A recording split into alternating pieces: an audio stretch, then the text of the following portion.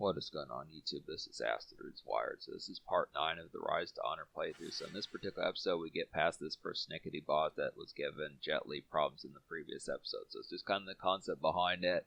I mean, his drunken master style is a little bit tougher to kind of figure out just within the tone, but the main concept of being able to beat him easily is just grabbing him and drowning him in the water back. That's what he's trying to do to Jet Li, so you just do it back to him.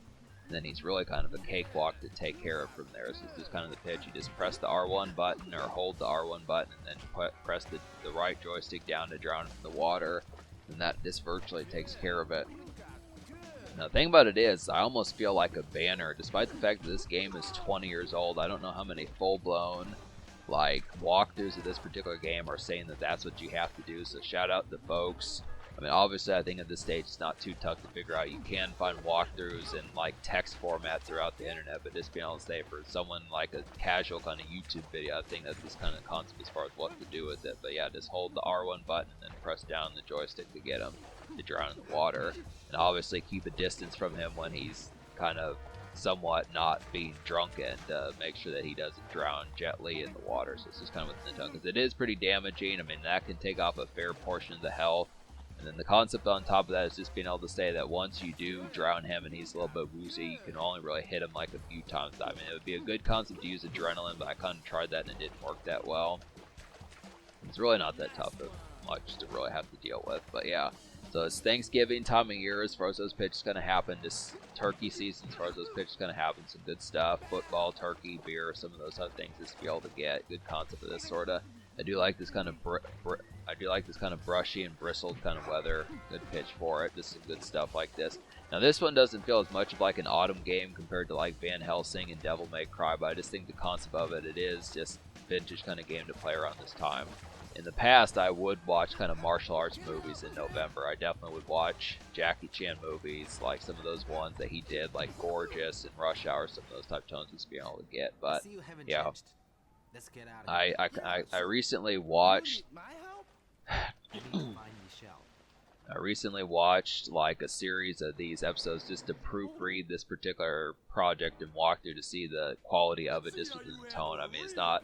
I want to say I haven't really watched through this playthrough to see is the things I was saying. I mean, it's been since 2021 since I've heard some of these particular things I said in this particular commentary, but I'm glad. I do appreciate the concept. I know kind of when Let's Players talk about watching their own content, it's just kind of, it's not so much like it's a bad thing, but just the pitch of just questioning how many YouTubers particularly do it. Just go back and watch like game walkthroughs that they did back in 2020 or even further 2015, way far back, something like that.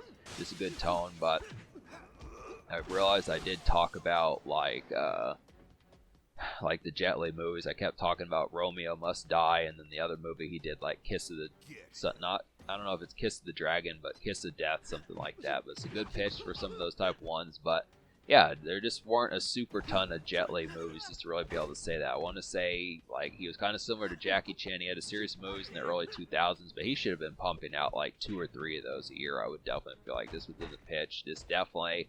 I mean, the way that some of those folks get cast, I mean, I realize that doing 2 movies or 3 movies in a year is a real bastard and a half. That's how you get kind of like burnout and some of those type of things. But I definitely think, you know, Jet Li, I don't know. I mean, I just question how many movies he had like in the Eastern Hemisphere as far as those pitches kind of happened. Just wondering, because Jet Li just kind of popped on the scene. It was just weird. Like, I don't think folks mainly knew of Jet Li back in like 92 and 95.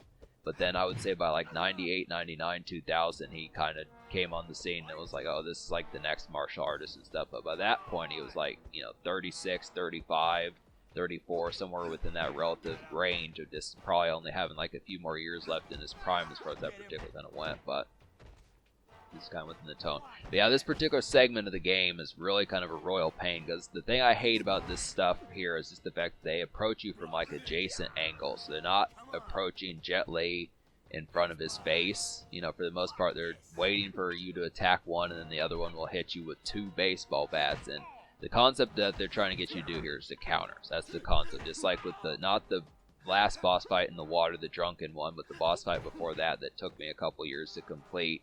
You have to hold down the L1 and R1 buttons and just kind of dodge some of those type ones and just be able to counter with some of those and then just attack them, because Jet Li will attack them if you have the joystick pressed. When, I mean, obviously the instruction manual will tell you better than I am, but just the concept that you will counter attack when you do counters as far as those pitches going to happen. I mean, at least holding down L1 and R1 will dodge as long as you have the adrenaline meter, but just kind of within the tone.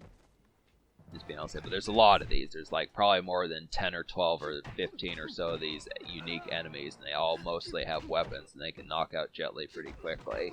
This is kind of within the tones. It's annoying. I was really thinking that this was going to be kind of like a breather segment, but I feel like, this is not like an action RPG, something like that. So this is kind of within the tone that it is going to be straightforward action the whole time, and I realize that the difficulty is kind of ramping up, but I just don't know how much more is full-blown left within this game. I mean, I realize that we're probably only about, like, in standard fare. Like, I remember seeing some other walkthroughs when I watched this back, like, a few months ago, trying to figure out what to do, that there's probably still at least 2 or 3 more hours left in this game, something like that. I want to say, like, the walkthrough that I looked up on GameFAQs, like I was talking about, that helped me out with this, basically said that this is like chapter 18 or 19, something like that. I don't know how many full-blown chapters are in this. It might be 50, it might be 60, I'm not really sure, but there's enough to be able to say. But I realized we probably fought at least 4 or 5 bosses. It's probably like 12 or 13, something like that. But yeah, it's not.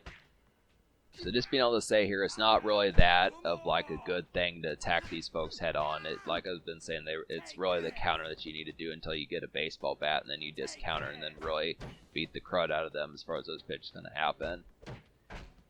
But yeah, in terms of other stuff, just the music stuff's going good stuff for that. Got some things on the way. So I found like an Eminem project. The thing about it that I've been noticing in recent times is there's been some projects that have been popping up. I found a good assortment of Lil Wayne mixtapes that I could have sworn, maybe not full-blown sworn, but definitely could have thought that these were not floating around before. I found some Lil Wayne mixtapes, found a Bad Meets Evil project I'm definitely going to have to get to.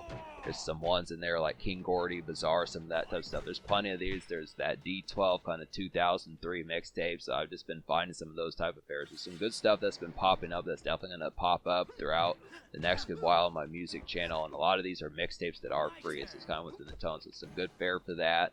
Definitely got some good pitches. I mean, I realize that in a lot of ways the stuff that I'm posting over here is probably going to be outdated by the time it happens, but this is like a good extra bonus channel. Get some treats or tidbits of information when you need that here, so it's just some good stuff. Maybe it's happened, maybe it hasn't yet, but it's in the tone. So yeah, subscribe for more fun. Thanks for watching. Have a wonderful night, and we'll get to some more of these within due time.